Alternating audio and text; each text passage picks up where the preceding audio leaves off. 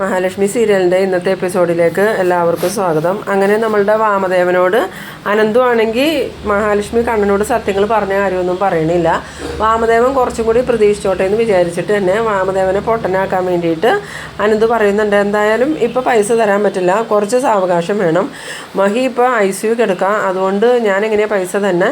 അതെന്താ അനന്തുവും അനന്തുവിൻ്റെ ഭാര്യയൊക്കെ അവരെ പോലെ തന്നെ പൈസ ഉള്ളവരല്ലേ, പിന്നെ നിങ്ങൾക്ക് നിങ്ങളുടെ കയ്യിൽ നിന്ന് പൈസ എടുത്ത് തരാൻ പാടില്ലേ എന്ന് ചോദിക്കുമ്പോൾ ഞങ്ങൾക്ക് പൈസയൊന്നും വിഷയമല്ല, പക്ഷെ ഇപ്പോൾ ഞങ്ങൾക്ക് പൈസ തരാൻ പറ്റില്ല. എന്തായാലും മഹി ആസ്പത്രിയിൽ നിന്ന് ഇറങ്ങിയിട്ട് മഹി തന്നെ തരട്ടെ എന്ന് പറയുമ്പം അങ്ങനെയാണെങ്കിൽ ഒരാഴ്ച വെയിറ്റ് ചെയ്യണേന് എനിക്ക് 10 ലക്ഷത്തിന് പകരം 15 ലക്ഷം തന്നെ എന്ന് പറയുമ്പം അനന്ത് പറയുന്നുണ്ട്, അതല്ലേ ഞാൻ പറഞ്ഞാൽ ഞങ്ങൾക്ക് പൈസ ഒന്നും പ്രശ്നമല്ല, പിന്നെ ഇതും പറഞ്ഞ് ഇടയ്ക്കിടയ്ക്ക് പൈസ ചോദിച്ചുകൊണ്ട് വരുമെന്ന് ചോദിക്കുമ്പം ഇല്ല, പിന്നെ ഇടയ്ക്ക് എനിക്ക് എന്തെങ്കിലും ഒരു ആവശ്യം വന്നാൽ ഞാൻ ചോദിക്കും. ഇപ്പം എൻ്റെ മകനാണെങ്കിൽ സുഖമില്ലാതെ കിടക്കല്ലേ, അവൻ്റെ ചികിത്സയ്ക്ക് നല്ല പൈസ വേണ്ടി വരും. അങ്ങനെ ഒരു സാഹചര്യങ്ങളൊക്കെ വരുമ്പോൾ ഞാൻ ഇടയ്ക്കിടയ്ക്ക് ചോദിക്കുകയുള്ളൂ, അല്ലാതെ നിരന്തരമായിട്ട് നിങ്ങളെ ശല്യം ചെയ്യുമൊന്നുമില്ല എന്ന് പറയുമ്പം ഈ അനന്തമാണെങ്കിൽ മനസ്സിൽ വിചാരിക്കുന്നുണ്ട്, ഇയാൾ എന്തൊരു ദുഷ്ടന, പൈസയോടെ എന്തൊരു ആർത്തിയ, എന്തായാലും ഇയാൾ കുറച്ചും കൂടി അങ്ങോട്ട് സ്വപ്നം കാണട്ടെ, കുറച്ചും കൂടി ഇയാളെ മോഹിപ്പിച്ച് വിടാമെന്നൊക്കെ വിചാരിക്കുന്നുണ്ട്. ഇതേ സമയം വാമദേവൻ മനസ്സിൽ വിചാരിക്കുന്നത് 15 കിട്ടുവാണെങ്കിൽ 5 കരുണയ്ക്കും കൊടുക്കാം, 10 എനിക്ക് കൊടുക്കാം, പിന്നെ ഇതിൻ്റെ ചൂടൊക്കെ ഒന്ന് ആറി കഴിയുമ്പോഴേക്കും അടുത്ത പേയ്മെൻറ്റ് ചോദിക്കാമെന്നൊക്കെ ഇങ്ങനെ മനസ്സിൽ വിചാരിക്കുന്നുണ്ട്.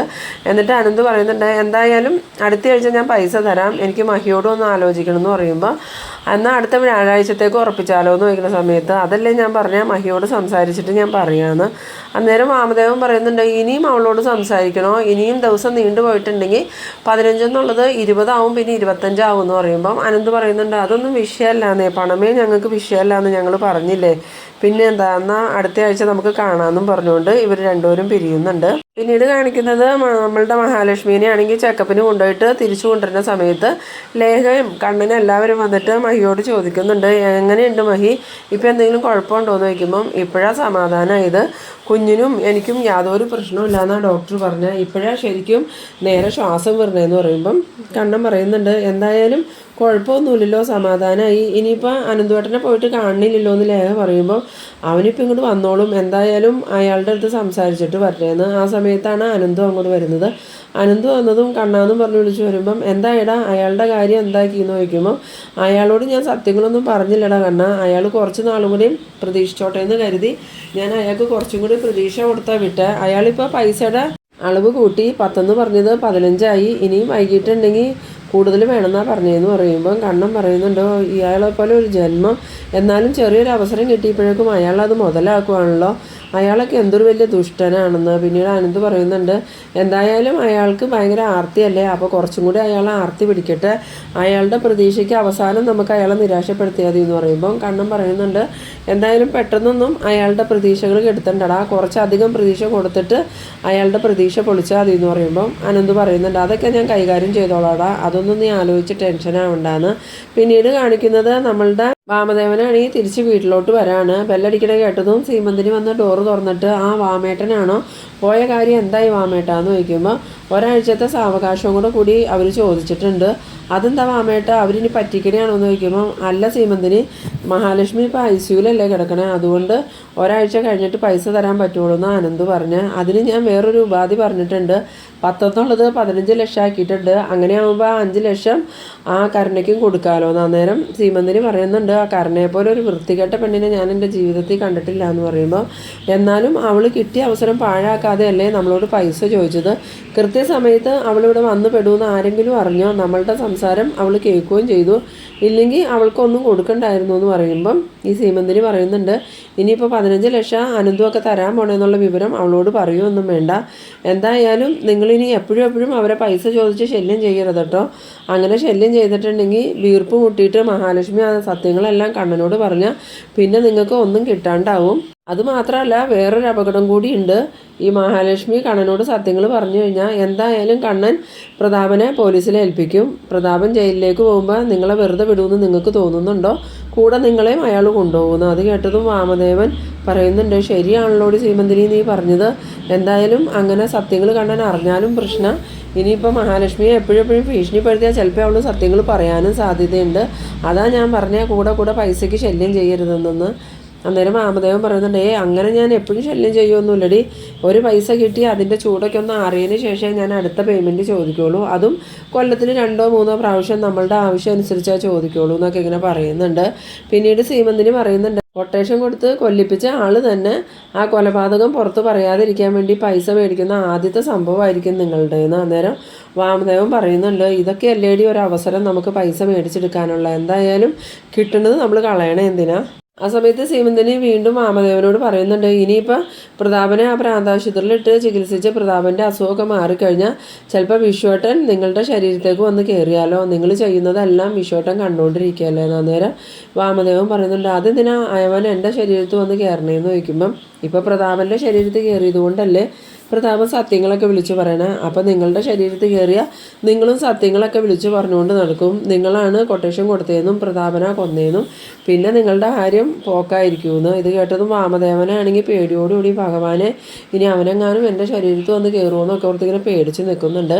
പിന്നീട് കാണിക്കുന്നത് നമ്മളുടെ തോമസ് ഡോക്ടറെയാണ്. തോമസ് ഡോക്ടർ കണ്ണനെ കാണാൻ വന്നിട്ട് പറയുന്നുണ്ട്, കണ്ണ ഇനി ഇതുപോലെ ഒരു സംഭവം ഉണ്ടാവരുത്, മഹാലക്ഷ്മിയെ നിനക്ക് ഭാര്യയായി കിട്ടിയത് നീ ചെയ്ത എന്തോ പുണ്യത്തിൻ്റെ ഫലമായിട്ടാണ്, അതുകൊണ്ട് ഒരിക്കലും ഇനി ആ പെൺകുട്ടിയെ നീ വിഷമിപ്പിക്കരുത്, ആ കുട്ടിക്ക് അത് താങ്ങാൻ പറ്റില്ല. അന്ന് വിവാഹത്തിന് പെണ്ണ് കാണാനായിട്ട് നീ ചെന്നപ്പോൾ തന്നെ മഹാലക്ഷ്മിക്ക് മനസ്സിലായായിരുന്നു നീയാണ് അന്ന് ആ ആക്സിഡൻറ്റിൽ പെട്ടതെന്ന്. അതുകൊണ്ടാണ് മഹാലക്ഷ്മി സ്വന്തം അമ്മയുടെ എതിർപ്പ് പോലും വകവയ്ക്കാതെ ആ വിവാഹത്തിന് സമ്മതിച്ചത്, നിനക്കൊരു ജീവിതം തന്നെന്ന് വിചാരിച്ച് തന്നെ. അതുമാത്രമല്ല, നീയും മഹാലക്ഷ്മിയും എപ്പോഴും കാണാറുള്ള ആ ദിവ്യയായ ഒരു അമ്മയില്ലേ, ആ അമ്മയും പറഞ്ഞില്ലേ നിങ്ങളെ ദൈവങ്ങൾ കൂട്ടി യോജിപ്പിച്ചത്, ആര് വിചാരിച്ചാലും നിങ്ങളെ പിരിക്കാൻ പറ്റില്ല എന്ന്. അതുമാത്രമല്ല, മുൻ ജന്മത്തിലും നിങ്ങൾ ഭാര്യയും ഭർത്താവും ആയിരുന്നെന്നല്ലേ ആ അമ്മ പറഞ്ഞ. പിന്നെ എന്തിനാ കണ്ണാ നീ മഹാലക്ഷ്മിയോട് ദേഷ്യം കാണിക്കണമെന്ന് ചോദിക്കുമ്പം, ഇല്ല സാറേ, അന്നേരം എനിക്ക് പെട്ടെന്ന് അത് കേട്ടപ്പോൾ ഉൾക്കൊള്ളാൻ പറ്റിയില്ല, അതുകൊണ്ടാണ് ഞാൻ അങ്ങനെയൊക്കെ പെരുമാറിയത്, ഇനി എനിക്ക് ഒരിക്കലും അങ്ങനെയൊന്നും സംഭവിക്കില്ല എന്ന് പറയുമ്പം ഡോക്ടർ പറയുന്നുണ്ട്, മഹാലക്ഷ്മിക്ക് സ്വത്തും പണമൊന്നും അല്ല ആവശ്യം, അതൊക്കെ ആഗ്രഹിക്കുന്ന കണ്ണൻ്റെ ബന്ധുക്കൾ ചുറ്റിനുമുണ്ട്. പക്ഷേ മഹാലക്ഷ്മി കണ്ണൻ്റെ ഒരു സ്വത്തും ആഗ്രഹിക്കുന്നില്ല, കണ്ണൻ്റെ കൂടെ ജീവിക്കണമെന്ന് മാത്രമേ മഹാലക്ഷ്മി ആഗ്രഹിക്കുന്നുള്ളൂ. അതുകൊണ്ട് തന്നെ കണ്ണൻ ഇനി ഒരിക്കലും മഹാലക്ഷ്മിയായിട്ട് പിണങ്ങരുതെന്ന്. അന്നേരം കണ്ണൻ പറയുന്നുണ്ട്, ഇല്ല സാറേ, ഇനി ഞാൻ ഒരിക്കലും അങ്ങനെയൊന്നും ചെയ്യില്ല എന്ന്. പിന്നീട് കാണിക്കുന്നത് നമ്മളുടെ സാഗറിൻ്റെ വീടാണ്. സാഗറാണെങ്കിൽ വീട്ടിൽ വന്ന് കോളിംഗ് ബെല്ല് അടിച്ചതും മഞ്ജു വന്ന് വാതിൽ തുറക്കുന്നുണ്ട്. ആ സമയത്ത് സാഗർ കയ്യിൽ പിടിച്ചുകൊണ്ട് വന്ന ആ ഒരു കിറ്റ് മഞ്ജുവിൻ്റെ കയ്യിലേക്ക് കൊടുക്കുന്നുണ്ട്. അപ്പോൾ മഞ്ജു ചോദിക്കുന്നുണ്ട്, എന്തായി സാഗരേട്ടാ ഏടത്തിയുടെ കാര്യം എന്ന് ചോദിക്കുമ്പം, ഏടത്തിക്ക് കുഴപ്പമൊന്നുമില്ല, ചിലപ്പോൾ നാളെ തന്നെ ഡിസ്ചാർജ് ചെയ്യാമെന്നാണ് പറഞ്ഞത്. എന്നാലും ഏടത്തിക്ക് ഇങ്ങനെയൊക്കെ സംഭവിച്ചല്ലോ, കണ്ണേട്ടനും ഏടത്തിയും തമ്മിൽ പിണങ്ങാൻ എന്താ കാരണം സാഗരേട്ടാന്ന് ചോദിക്കുമ്പം, അതൊന്നും എനിക്കറിയില്ല, അതൊക്കെ അവരുടെ വ്യക്തിപരമായ കാര്യമല്ലേ എന്ന് ചോദിക്കുമ്പം, എന്നാലും എന്തെങ്കിലും കാരണമില്ലാതെ അങ്ങനെ കണ്ണേട്ടൻ ഏടത്തിയോട് പിണങ്ങില്ല. ആ സമയത്ത് സാഗർ ഇങ്ങനെ മനസ്സിൽ വിചാരിക്കുന്നുണ്ട്, ഇവളുടെ അച്ഛനെ കൊന്നത് പ്രതാപനാന്ന് ഇവളോട് പറഞ്ഞാലോ, അങ്ങനെ പറഞ്ഞിട്ടുണ്ടെങ്കിൽ ഇവൾ ഇപ്പം തന്നെ ചെന്ന് കരുണയെ വലിച്ചു കീറും, അത് വലിയ പ്രശ്നമാവും, അതൊന്നും വേണ്ട, എന്തായാലും സത്യങ്ങൾ ഇവൾ അറിയണ്ടെന്നൊക്കെ ഇങ്ങനെ മനസ്സിൽ വിചാരിച്ച് നിൽക്കുന്ന സമയത്ത് മഞ്ജു ചോദിക്കുന്നുണ്ട്, സാഗരേട്ടൻ എന്താ ആലോചിച്ചിരിക്കണേ, സാഗരേട്ടൻ്റെ സത്യങ്ങൾ അറിയാമെന്ന് തോന്നണമല്ലോ എന്ന് പറയുമ്പോൾ, ഇല്ല മഞ്ജു, എനിക്കൊന്നും അറിയില്ല, ഇപ്പം എന്തായാലും ഏട്ടനും ഏടത്തിയും തമ്മിലുള്ള പ്രശ്നങ്ങളൊക്കെ തീർന്നിട്ടുണ്ടാവും, തോമസ് ഡോക്ടറൊക്കെ ആസ്പത്രിയിൽ വന്നിട്ടുണ്ടായിരുന്നല്ലോ, അപ്പോൾ ഡോക്ടറൊക്കെ സംസാരിച്ച് പ്രശ്നങ്ങൾ സോൾവ് ആയിട്ടുണ്ടാവും എന്ന് പറയുമ്പോൾ മഞ്ജു പറയുന്നുണ്ട്, ഏട്ടനും ഏടത്തിയും തമ്മിൽ പിരിയണമെങ്കിൽ അതിന് തക്കതായ കാരണം ഉണ്ടാവും, അല്ലാതെ നിസാര കാര്യത്തിനൊന്നും ഏട്ടൻ ഏടത്തിയോട് പിണങ്ങുമൊന്നുമില്ല, എന്തായാലും വലിയ തെറ്റിദ്ധാരണയായിരിക്കും എന്ന് പറയുമ്പം ഈ സാഗർ പറയുന്നുണ്ട്, അതൊക്കെ ഇനി കഴിഞ്ഞില്ല, എന്തായാലും അവരുടെ തമ്മിലുള്ള പിണക്കമൊക്കെ തീർന്നല്ലോ, പിന്നെ എന്താ പ്രശ്നം, നമ്മൾക്കിനി അതൊന്നും അന്വേഷിച്ച് നടക്കണ്ടെന്ന് പറയുമ്പം, എന്നാലും അതെന്താണെന്നൊന്നും അറിയാനൊരാകാംക്ഷ, ഈ ഒരു സാഹചര്യത്തിൽ ഏടത്തിയെ ഒരിക്കലും ഏട്ടൻ സങ്കടപ്പെടുത്തില്ല, അതാ എനിക്കൊരു സംശയം എന്ന് പറയുമ്പം സാഗർ പറയുന്നുണ്ട്, എന്തായാലും അവരുടെ പിണക്കം തീരണമെന്ന് മാത്രമേ എനിക്ക് പ്രാർത്ഥന ഉണ്ടായിരുന്നുള്ളൂ, പിണക്കം തീർന്നല്ലോ, ഇനി അത് എന്തിനു വേണ്ടിയാണെന്നൊന്നും അന്വേഷിച്ച് ഞാൻ പോണില്ല എന്ന്. പിന്നീട് കാണിക്കുന്നത് നമ്മളുടെ മാർക്കോ അനന്തൂനെയും കണ്ണനെയാണ്. അവരൊരു വിജനമായ പ്രദേശത്ത് 3 പേരിൽ നിന്നിങ്ങനെ സംസാരിക്കുന്നുണ്ട്. അപ്പോൾ മാർക്കോ അനന്തൂനോടും കണ്ണനോടും ആയിട്ട് പറയുന്നുണ്ട്, ഇനിയും ആ അമ്മാവനെ വിളിക്കണം, അമ്മാവനെ വിളിച്ചിട്ട് പല പ്രാവശ്യമായിട്ട് പൈസ ചോദിക്കുകയൊന്നും വേണ്ട, ഒറ്റ പ്രാവശ്യമായിട്ട് തരാനുള്ള പൈസ മൊത്തം തന്നേക്കാന്ന് പറയണം.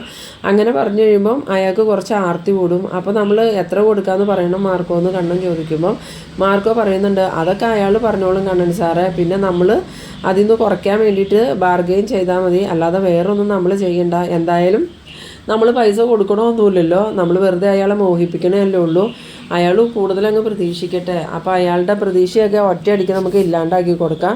എന്നിട്ട് ഇന്ന ദിവസം പൈസ മേടിക്കാൻ വരാനും പറയണം. അപ്പോൾ അയാൾ വലിയ പെട്ടിയൊക്കെ ആയിട്ട് പൈസ വാങ്ങാൻ വരുമ്പോൾ നമുക്ക് അയാളെ ഒടിച്ചു നുറുക്കി ആ പെട്ടിയിലാക്കി അങ്ങോട്ട് വിടാം. അതോടുകൂടി അയാളുടെ ഈ പ്രശ്നമൊക്കെ തീരുമെന്ന് പറയുമ്പോൾ കണ്ണൻ പറയുന്നുണ്ട്, ഇപ്പോൾ ഏറ്റവും കൂടുതൽ ഞാൻ സത്യങ്ങൾ അറിയരുതെന്ന് ആഗ്രഹിക്കുന്നത് അയാളായിരിക്കും.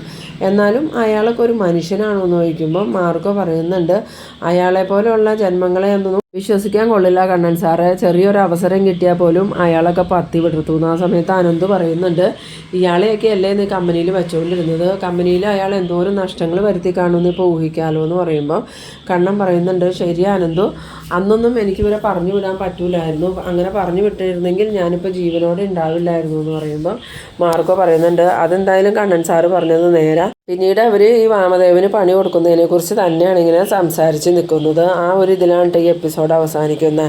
എന്തായാലും നമ്മളുടെ വാമദേവനും സീമന്തിനെയും കരുണയും മഹാലക്ഷ്മിയുടെ അനന്തുവിൻ്റെയും കയ്യിൽ നിന്ന് ലക്ഷക്കണക്കിന് രൂപ മേടിച്ചെടുക്കാമെന്നുള്ള സന്തോഷത്തിൽ നിൽക്കുമ്പോഴാണ് ഇവരുടെ എല്ലാ സന്തോഷവും കെട്ടടങ്ങാൻ വേണ്ടിയിട്ട് മാർക്കോയും അനന്തുവും കണ്ണനും ചേർന്ന് ഈ വാമദേവന് പണി കൊടുക്കാൻ പോകുന്നത്. എന്തായാലും നല്ല രസകരമായിട്ടുള്ള എപ്പിസോഡുകളാണ് ഇനി വരാൻ പോകുന്നത്. അപ്പോൾ നിങ്ങളെൻ്റെ വീഡിയോ ആദ്യമായി കാണുന്നവരാണെങ്കിൽ ചാനലൊന്ന് സബ്സ്ക്രൈബ് ചെയ്യാനും ഇഷ്ടമായാൽ ലൈക്ക് ചെയ്യാനും ഷെയർ ചെയ്യാനും മറക്കരുത്. അപ്പോൾ ഇതുപോലെ ഇൻട്രസ്റ്റിംഗ് ആയിട്ടുള്ള അടുത്തൊരു എപ്പിസോഡുമായി നമുക്ക് വീണ്ടും കാണാം. അതുവരേക്കും ബൈ ബൈ.